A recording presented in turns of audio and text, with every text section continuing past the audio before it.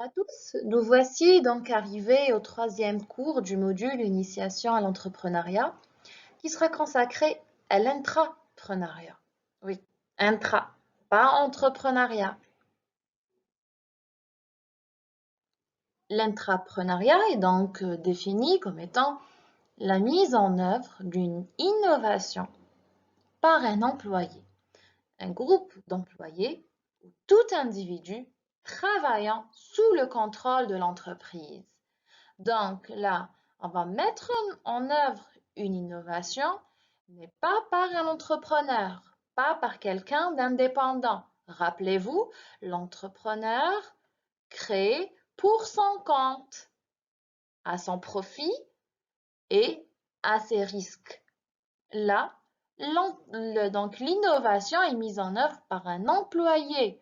Ce n'est pas ses ressources, c'est son idée, son innovation uniquement. Mais il va travailler pour quelqu'un d'autre. Il ne va pas investir ou bien développer ou bien mettre en œuvre son innovation pour son compte, mais plutôt pour le compte de l'entreprise.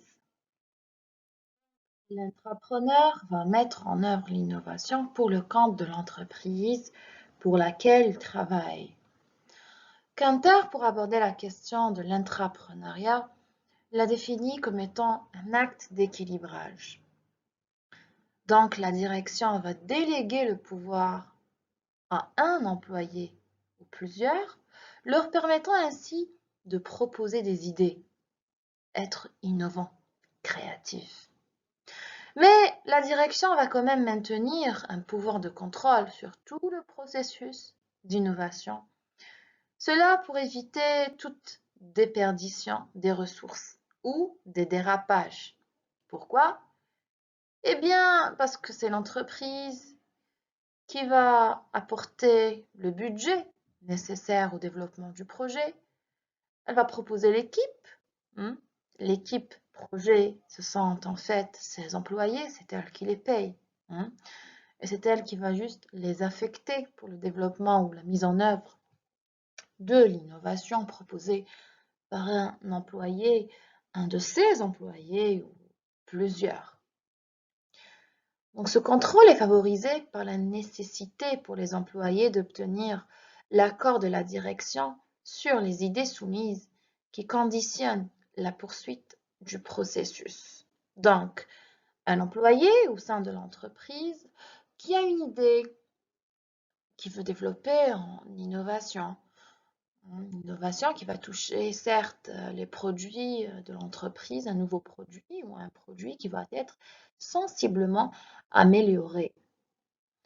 Donc, il va soumettre son idée à la direction, donc il va devoir le défendre, apporter les arguments nécessaires pour essayer de convaincre ses dirigeants de croire en son idée et d'accepter de la financer. Donc, ils vont financer, ils vont apporter un budget, une équipe, peut-être affecter un lieu de travail, un laboratoire, donc des ressources. Mais bien sûr, cet employé, il ne va pas être libre de faire ce qu'il veut. Tant que c'est la direction qui finance et qui apporte les différents moyens, elle doit garder un contrôle, un œil, pour éviter que le projet ne dérape pas. C'est-à-dire, vous avez déjà un délai. Le projet, c'est des délais. Donc, si vous avez 3 mois pour me présenter le produit fini. OK, pour cela, vous avez un budget. OK, voilà, vous avez un budget de 1 million de dinars, par exemple. Si vous en avez besoin plus, ben, désolé, OK, nous n'avons que ce budget, vous faites avec. OK, par exemple. Mais c'est un bon moyen de promotion des employés et de les encourager. L'entrepreneuriat, c'est un type particulier de l'entrepreneuriat. Déjà au départ, en lançant le cours, je vous ai bien dit que l'entrepreneuriat, ce n'est pas uniquement la création d'entreprise, c'est également la reprise ou le développement d'une affaire qui existe déjà. Même si donc, la plupart partie du cours, nous allons la présenter sous l'angle de la création d'entreprise. Mais il faut toujours garder en tête que l'entrepreneuriat est bien plus large que le simple fait de créer une nouvelle entité. Okay? L'intrapreneuriat, donc, c'est un type particulier de l'entrepreneuriat. Cependant, là, on va entreprendre, ou bien intraprendre. Intra, c'est-à-dire on est dedans, hein. On est dans l'entreprise. C'est pour ça que c'est appelé intra. Donc, c'est pas quelqu'un qui vient de l'extérieur, mais c'est quelqu'un qui vient de l'intérieur de l'entreprise. Et qui mieux qu'un employé qui connaît bien l'entreprise, qui connaît bien les produits de l'entreprise, vient proposer une nouvelle idée ou une amélioration ou une nouveauté complète. Hein.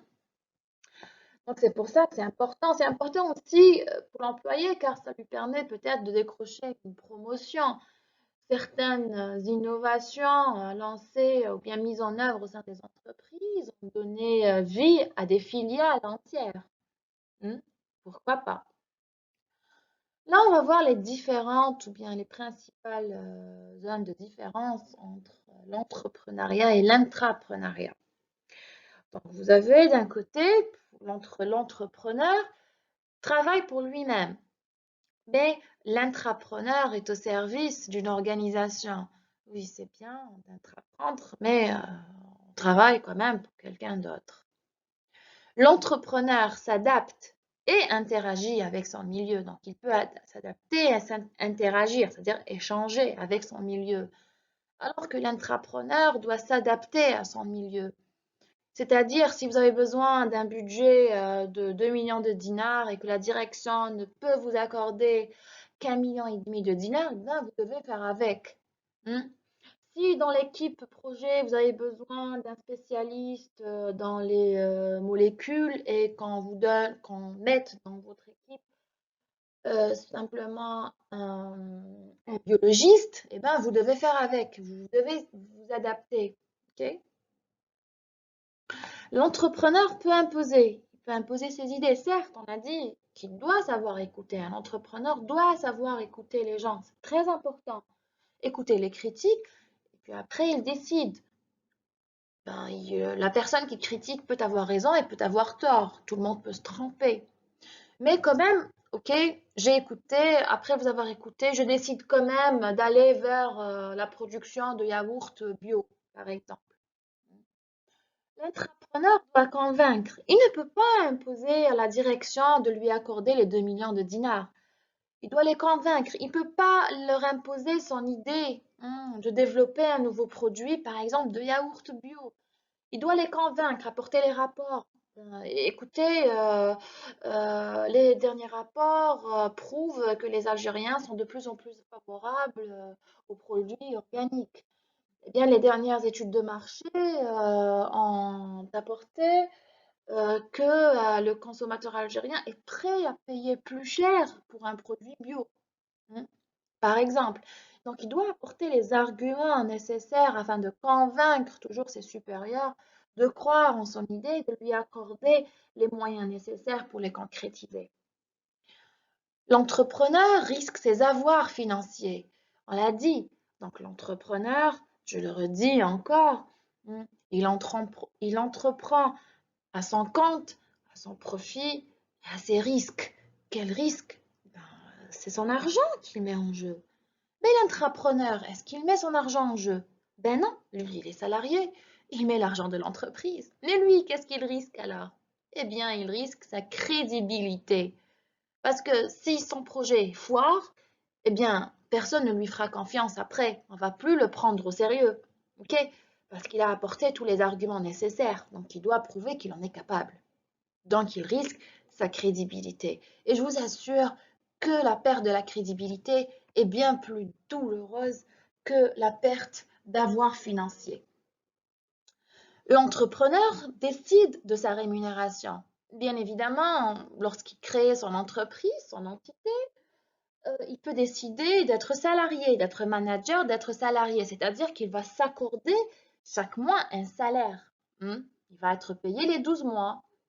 Il peut aussi décider de ne pas être salarié. Mais dans les deux situations, à la fin de l'exercice, lorsqu'on calcule si on a réalisé un profit ou une perte, donc tout ce qui est profit, je l'espère pour l'entreprise, Donc, il va décider de la répartition de ce profit, c'est-à-dire est-ce qu'il va prendre la totalité ou réinvestir une partie. Donc, c'est lui qui décide. L'intrapreneur, quant à lui, il va devoir imposer son salaire. Il ne va pas pouvoir décider son salaire. Certes, après, si on va concrétiser son innovation, il peut quand même négocier un meilleur salaire, une augmentation, peut-être une promotion. Mais d'une manière générale, l'entrepreneur reste un salarié, il va se voir imposer son salaire. L'entrepreneur, enfin, peut décréter ce qui sera fait. Donc, il peut dire aux gens quoi faire et ce qu'on va faire, notre plan de travail, le processus qu'on va suivre. L'entrepreneur, quant à lui, il doit encore une fois négocier ce qui doit être fait, négocier avec ses supérieurs, parce que rappelons-le, ce n'est pas ses ressources, c'est les ressources de l'entreprise pour qui il travaille. Je vous remercie pour votre attention. Donc, c'était le troisième cours. Le prochain cours portera sur les différentes étapes de création d'entreprise. À bientôt.